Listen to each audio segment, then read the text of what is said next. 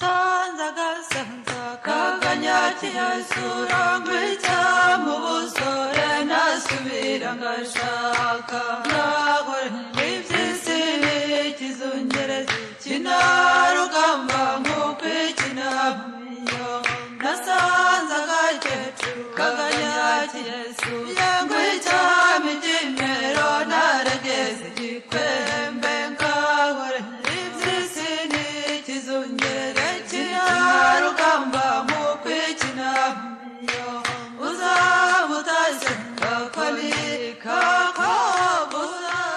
muraho mwese abakunzi b'ikiganiro cyacu ujya gukira indwara arayirata. Uno munsi twishimiye kwakira abashyitsi babiri reka mbareke babibwira. Njyewe nitwa Beransira Mucyo, nkaba mfite imyaka 70, ntabwo nishimiye gutumirwa muri iki kiganiro. Nanjye abasisakura imyaka 20 nishimiye kubana namwe muri iki kiganiro. Murakoze. Nanjye banyitwa Adede Mutoni.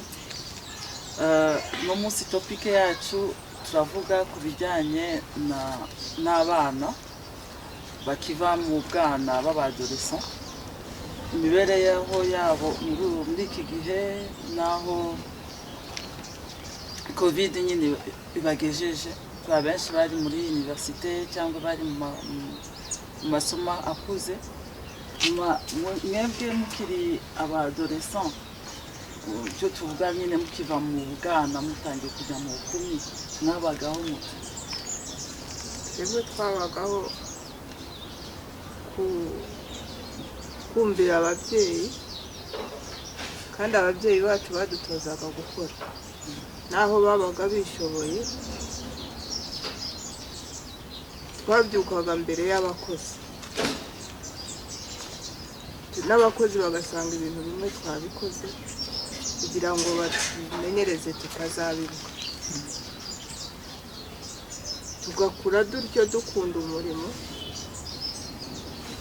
ntuvuge ngo uyu ni umukozi, kandi bakadutoza kubaha n'abakozi n'abari mu rugo bose n'abarugendereye tukabubaha. Buryo tugakura dutinya uwo ari we wese tumuha icyubahiro, ku buryo dutinya kwigenga kugira ngo tudateshuka gukora ibyo abandi badashaka. Wowe ubibona gute muri iki gihe abana muri mu rugero rumwe? Murakoze. Njyewe nkurikije, wenda ntabwo nabayeho kera, ariko nkurikije ku muco wa kera n'ubu ngubu, usanga ubu ngubu haje iterambere ryinshi. Navuga ko hari ibintu byinshi birangaza umwana. Navuga nka kera wenda nta televiziyo zabagaho, ariko ubu umwana akura areba televiziyo. Niba iyo televiziyo berekana wenda kubyina, umwana akura afite uwo muco. Rero navuga ko urubyiruko rw'ubu nta muco tugifite nka mbere. Dukura dukurikije ibyo tubona ku mateleviziyo, abantu batwereka, n'ibyo umwana akurana. Rero ubu ngubu gusa n'ababyeyi hari igihe babidufashamo. Nk'umwana kuri iki gihe urakura ukarerwa n'umukozi, ukumva ko niba uri umwana umubyeyi utakora umurimo wo mu rugo nka kera urumva warakoraga, waribwirizaga ntawe ukubwiye. Ariko ubu ngubu ukura ufite umukozi agukorera buri kimwe cyose, ugakurana uwo muco, ukumva ko ikintu cyose gikorwa n'umukozi. Navuga ko ari uwo muco dufite kuri iki gihe. Ntabwo kubivuze neza. Nanjye hari ibintu mbona muri televiziyo bijyanye no kwambara ubusa. Abajene bose ni abarapere, ni abanyamerika, naho ubunyamerika ari cyo kintu gihari gusa, bakibagira. Nk'uko mama yabivuze neza cyane. Abana bo hambere nta mwanya bari bafitiye ibibarangaza, nk'uko na Sabine aje kubitubwira. None ibyo bimaze igihe none ubu ko ababyeyi bari bararekeye akazi k'uburere leta bajya mu mashuri n'ibiki ubu mu rugo donc gahunda zabo ni ukureba televiziyo gusa no gukurikiza ibyo babona babaha muri information bareba buri munsi. Oya navuga ko ubu ngubu ho biratandukanye kubera ko wenda ubwo iki cyorezo cyaje ababyeyi benshi babonye umwanya wo kugumana n'abana babo. Hari nka shene za televiziyo wareba umubyeyi wawe adahari utatinyuka kureba ahari. Ariko ubu ngubu kuko birirwa mu rugo bagenda rimwe na rimwe kubera iki cyorezo cyaje ngira ngo nabo bagerageza gushakira umwanya abana. Bya bindi abatarabonye umwanya wo kukubwira muri iki gihe ababyeyi benshi begereye abana barabaganiriza. Hari byinshi abana tutari tuzi kubera kutirirwana n'ababyeyi ariko muri iki gihe twamenye. Navuga ko ubu ngubu byaradufashije nubwo hari aho byadusubije inyuma nko mu myigire yacu ariko hari byinshi twungutse tutari tuzi twabashije kubona tukabaza ababyeyi icyo utumva ukamubaza. Yego bitandukanye n'uko umubyeyi yabyukaga ajya ku kazi akagaruka nimugoroba waryamye. Yego wowe ugakura bya bindi ubona aho ugiye umuco usanze akaba ari ufata. Ariko ubu ngubu kuri iki gihe n'ubwo icyorezo cyadusubije inyuma mu by'imyigire ariko harimo byinshi twungutse nko kugumana n'umubyeyi ikibazo ufite ukakimenya nawe akagufatira umwanya akakuganiriza. Ndetse iki cyorezo ntabwo cyatuzaniye bibi gusa urumva ko cyahurije abana n'ababyeyi kandi nizere ko na nyuma y'icyorezo ababyeyi bazisubiraho bakegera abana babo n'amamisiyo twerekana kuri televiziyo tukiga yuko abana bakeneye kureba ibindi by'iwabo nabo atari ibintu gusa byo hanze bibibagiza abo bari bakatara icyo bari cyo identite yabo. Ubyumva gute wowe iki cyorezo nawe urabivuga bite? Icyorezo nyine cyatumye abana baba kumwe n'ababyeyi ariko ababyeyi ubu nabo hariho abafite imico nk'iy'abana kuko nabo bavutse mu majyambere batagifite umuco wa kinyarwanda. Ariko iryo terambere uko barifashe ntabwo bari guta ibyabo byiza bibagirira akamaro bituma bibahuza. Ahubwo muri uwo muco wacu wa kera nabo bari kuwuteza imbere. Yewe nk'umubyeyi icyo nifuza nuko n'amashuri bajya bashaka nk'umuco wa kera nawe ukagira isomo. N'abana naho tugize Imana bagasubira ku ishuri ariko bakajya bamenya umuco wabo. Nk'ahantu henshi njya numva nko mu Bushinwa na hehe bateye imbere bandaraye no ku muco wabo. Ariko mu Rwanda umuco wacu turawuta cyane tugashaka iby'abandi.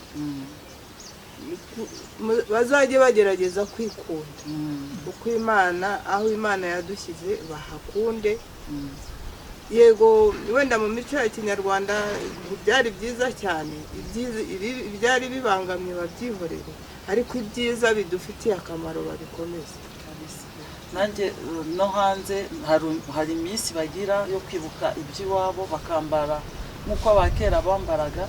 Natwe twari kugira umunsi twese twambara kimwe twibuka abacu tukaniga no kwikunda nk'uko mama bivuze.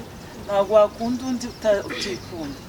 Donc kutikunda ntabwo wakwigisha umwana kwikunda nawe utihereye.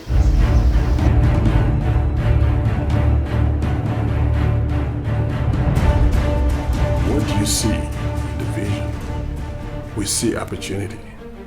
It's what keeps us awake all night long, helping others build their dreams.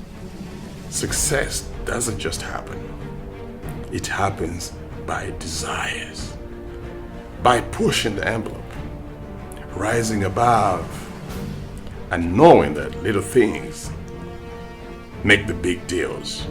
The worth of the window, the value of the view. The dollar is what makes us move ahead. It's finding a name, building a brand, creating the buzz, and selling the dream. It's championing the developer, working with Articulate for chasing the deal, and thinking of the team building. It's a day's creative mind, a vision and nights bringing to life, knowing pictures are worth 1,000 words, and at every call is priceless.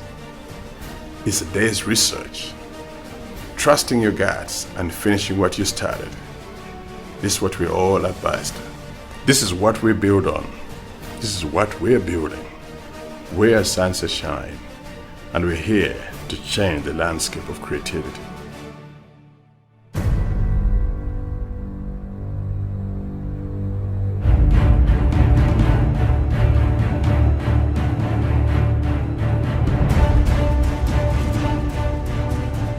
icyo twakongeraho nyine ni uko buri munyarwanda wese yakwiyumvamo ko ari umunyarwanda kandi ntazimanganye umuco we. Tukiri mu muco wacu twari tutararyana umuntu ngo yumve ngo uyu ni ubwoko ubu ni ubwoko ubu. Amoko twari tuyafite ariko twese tugahurira ku rukundo kuko bari baratwigishe kubahana. Ariko ubu twafashe imico ya gikoroni baje badushyiramo kubahana bigenda bishira. Uwambaye gutya wese uwambaye neza baravuga ngo yambaye nk'umuzungu, ufite ikintu ngo arasa n'umuzungu, ikintu ngo ni yagize umuzungu bamushyize hejuru, ubunyarwanda babushyira hasi. Niyo mpamvu umuri munyarwanda wese akwiye gukanguka akamenya icyo ari cyo akikunda, akagarura ubunyarwanda butari bubi bwaduhaga umuco mwiza, tukagira ayo majyambere ariko n'umuco wacu tutawutanga. Uko mbyumva kabisa. Okay, nanjye icyo narenzaho nk'ababyeyi nabo bazabidufashemo badusangize kuri uwo muco, ko navuga ko barawuturusha cyane, bagerageze kutwumvisha ko dukwiye kuba twebwe b'abanyarwanda, tudakwiye kuba abazungu. Kugira ngo ikintu umwana umubwira inshuro nyinshi nubwo atacyumva muri ako kanya uri kukimubwira ariko aza kucyumva, akavuga ati se ibintu mama ahora ambwira, akabifatira umwanya kubera icyo abimbwira, reka mbigenze uko abimbwira ndebe impamvu ahora abimbwira. Kugira ngo ababyeyi babidufashijemo nk'uko mama wacu yari abivuze, bakareka kuvuga, umubyeyi akavuga akafata umwanya akavuga ati uyu mwanya so kwicara ngo ndebane filime n'abana banjye, izo filime z'abanyamahanga, ahubwo uyu mwanya ndawufashe nsangize umuco ku bana banjye, icyo batazi bakimenye, n'icyo bifuza kumenya bakimbaze, niba ntakizi nzakibaza abandusha. Ibyo ngibyo numva uruhare rwinshi ababyeyi babidufashamo, kugira ngo babidufashemo natwe urubyiruko byadufasha, kuko birababaza no kuba wumva ngo uri umunyarwanda, umuntu yakubaza ikintu cyo mu kinyarwanda bigatungurana kuba utagisubiza. Birababaza cyane. Natwe twifuza kuba abanyarwanda ba nyabo bafite umuco nyarwanda, bana umuco w'abanyamahanga. Ababyeyi bazabidufashemo natwe bizadufasha. Murakoze cyane. Nose nk'abo bajene birukira gukora ibintu byo kwishyira ahagaragara, ubusitare, kwiga abanyamerika, tugafata ikintu ngo bagikore ngo bakirangize, umva nabo babayeho nabi. Nihe nama twabaha? nta yindi nama irenze izo twavuze, ariko na leta ikwiriye kubishyiramo ingufu, ikabishyiramo ingufu, abana b'abanyarwanda ikabaha amategeko ntarengwa yo kutarenga bagira izo ngando. Nubwo bakora ingando ariko bazikoresha rimwe, ntibakurikirana za ngando icyo zakoze. Bakwiriye kuzikurikirana, bagakurikirana n'ababyeyi b'abo bana, bakavuga bati mwigishije icyo abana umuco kugeza igihe umuco uzagaruka. wowe wabahanura iki abo bana bacu bagiye mu bindi nyine natwe tutakibona? ngira ngo nk'uko iwacu yabivuze na leta ibigiramo uruhare, kuko usanga akenshi impamvu abana birukira mu tuvuge yagiye mu buhanzi ari kuririmba ari kwigana abahanzi bo hanze, ntabwo wenda ari kuririmba indirimbo za kera. Akenshi mbona njyewe nkurikije amaso ibi by'abanyamahanga nibyo bifite valere, twazi ibyo birimo inyungu wenda y'amafaranga, birukira amarongo ako kanya bata, ugasanga ibi ngibi by'umuco ntabwo biri imbere cyane. ngira ngo nabyo babihaye agaciro bakumva ko ari byo bigomba kujya hejuru, ba bandi bose bajya muri bira byo kuririmba ibyo hanze ngira ngo babijyamo. aho ikibura nta gaciro babiha, nta mwanya mwinshi babiha. Ibitaramo byinshi bari by'abahanzi b'abanyamahanga n'abaririmba indirimbo zisanzwe, usanga nta bitaramo byinshi by'umuco byemvisemo urubyiruko bihari.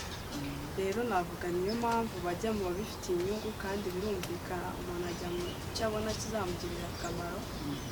navuga rero leta ibidufashijemo igakoresha ibitaramo by'urubyiruko dushishikariza umuco, bakabona ko nabyo harimo iyo nyungu, byabafasha kandi ngira ngo baririmba uwo muco. kandi ikindi ntabwo njya mbona yuko bagira time yo kuganiriza urubyiruko cyane ku muco, kandi umuntu aririmba ikintu azi, ntabwo wajya kuririmba amagambo uzategwa.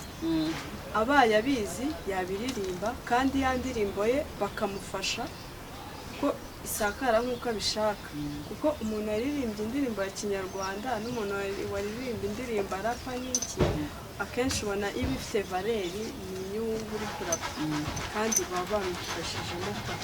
rero bagiye babidufashamo bakatwereka ko n'uwo muco ukenewe, akaba aribo bashyira imbere, urubyiruko byadufasha, natwe tukaba abahanzi bo muri iki gihe ariko baririmba ku muco wacu wa kera.